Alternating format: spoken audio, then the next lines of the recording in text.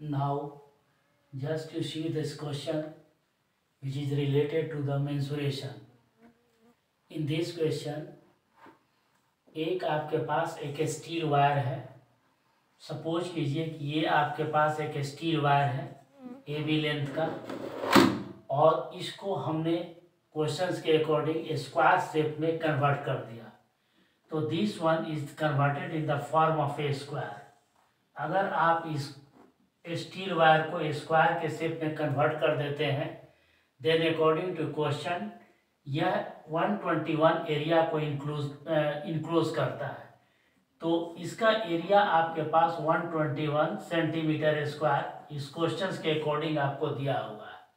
Then after जो है same wire, तो इसी वायर को फिर इस स्क्वायर के वायर को खोल करके फिर आप इसको एक सर्किल के फॉर्म में आप कन्वर्ट कर देते हैं. Just to suppose this one is your circle. Circle के फॉर्म में कन्वर्ट कर देते हैं. तो इस सर्किल का एरिया आपको फाइंड आउट करना है इस क्वेश्चंस के अकॉर्डिंग.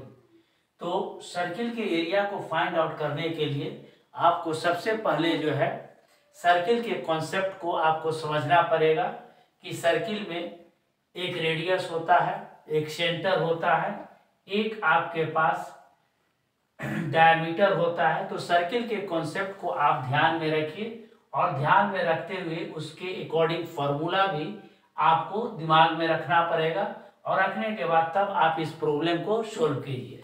जैसे अगर आपको इस सर्किल का एरिया निकालना है तो आपके पास जो है सर्किल के एरिया का जो फॉर्मूला है वो है आपके पास A equal to pi r square.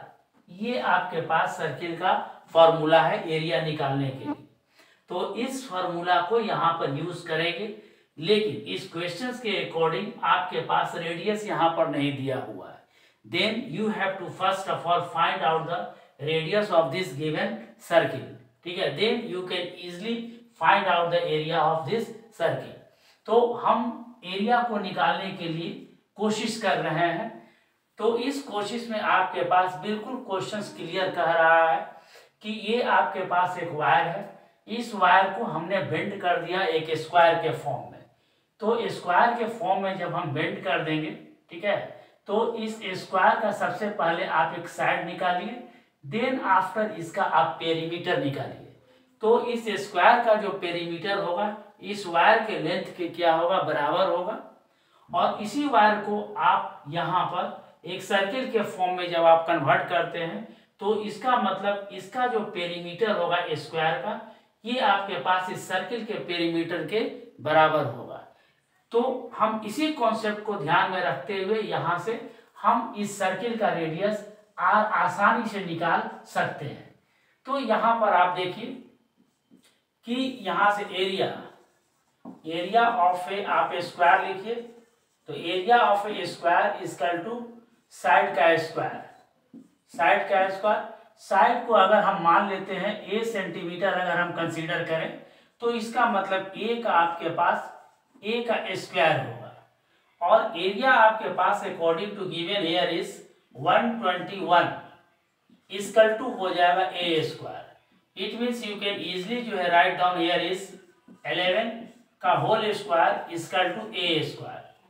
तो कंपेयर अगर आप करेंगे LHS और RHS को, तो यहाँ पर आपके पास एक्सपोनेंट आपके पास ये बराबर है.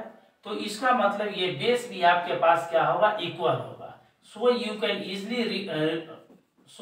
Easily write down here is this side of a square A equal to 11 centimetre. अब इस क्वेश्चंस के अकॉर्डिंग हमने इसका साइड निकाल दिया. तो अब इसका पेरीमीटर अब आप यहां से लिख सकते हैं. Now perimeter of a square equal to circumference of circle. Circumference of circle इस सर्किल के सरकमफेरेंस के बराबर होगा, इसलिए कि दोनों एक ही तार से बना हुआ है. तो अब यहां पर आप लिखिए perimeter of the square is this 4 into a square. 4 into a equal to यहाँ से 2 पाई आर होगा. तो यहाँ से आप लिख सकते हैं 4 इंटू ए, साइड आपके पास क्या है 11 है, और यहाँ से 2 इंटू 22/7 इंटू आपके पास आर होगा। तो यहाँ से आप आसानी से काट सकते हैं। 11 2 जा 22, 2 2 जा 4 एंड 2 2 जा 1। तो आप इसको जब आप कैलकुलेट करेंगे तो यहाँ से आप आसानी से लिख सकते हैं r इक्वल टू ये 7 सेंटीमीटर। तो यहाँ से आपके पास रेडियस मेरा इजीली निकल गया, r इक्वल टू 7 सेंटीमीटर। अब हमको इस फार्मूला में आप यूज कीजिएगा तो आप इसका आसानी से एरिया निकाल सकते हैं। तो हम यहाँ पर लिखते हैं now area of circle equal to pi r square. It means 22/7। Pi का वैल्यू आपके पास 22/7 है, तो आप पाई के जगह पर 22/7 लिखिए, और यहाँ से आपके पास आर स्क्वायर है। तो रेडियस आप यहाँ से निकाल चुके हैं, आर इक्वल टू 7 सेंटीमीटर। यहाँ पर आप पुट कीजिए तो 7 स्क्वायर मतलब 7 इंटू 7 सेंटीमीटर ये स्क्वायर हो जाएगा। आप एक 7 यहाँ पर कैंसिल आउट कर दीजिए, तो आपके पास एरिया जो होगा ये 7 2 जा 14 के 4 कैरी 1, 7 2 जा 14 और 5 इतना सेंटीमीटर स्क्वायर होगा।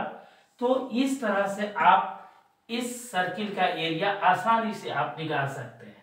तो मेंसुरेशंस के सवाल को बनाने के लिए सबसे पहले आप क्वेश्चंस को सावधानी से माइन्यूटली जो है ये पढ़िए, और इस फिगर क्वेश्चंस को जो है आप अपने दिमाग में इसके फिगर को प्रैक्टिकली सोचिए कि ये फिगर एक्चुअली में है क्या। जब आप इस फिगर को प्रैक्टिकली जब आप ये सोचेंगे तो आपके पास ये प्रोसेस क्रिएट हो जाएगा कि हम कैसे कैसे हम प्रोसेस को फॉलो करेंगे कि ये मेरा प्रॉब्लम बन जाएगा। तो हमने इसी कॉन्सेप्ट को ध्यान में रखते हुए, इसी सोच को ध्यान में रखते हुए हमने इस प्रॉब्लम को सॉल्व किया, और आप भी इस प्रॉब्लम को इसी तरह से आप मेंसुरेशन के प्रॉब्लम को सॉल्व करने की कोशिश कीजिए। कोई भी क्वेश्चन हो इसका प्रैक्टिकल फिगर आपके दिमाग में आना चाहिए, तब उसी के अकॉर्डिंग जो भी आपके पास न्यूमेरिकल वैल्यू है उस फिगर में आप मेंशन कीजिए, और फिगर को देख करके ही अपने अप्रोच को लीजिए और प्रॉब्लम फाइनली आप सॉल्व कीजिए। Thank you.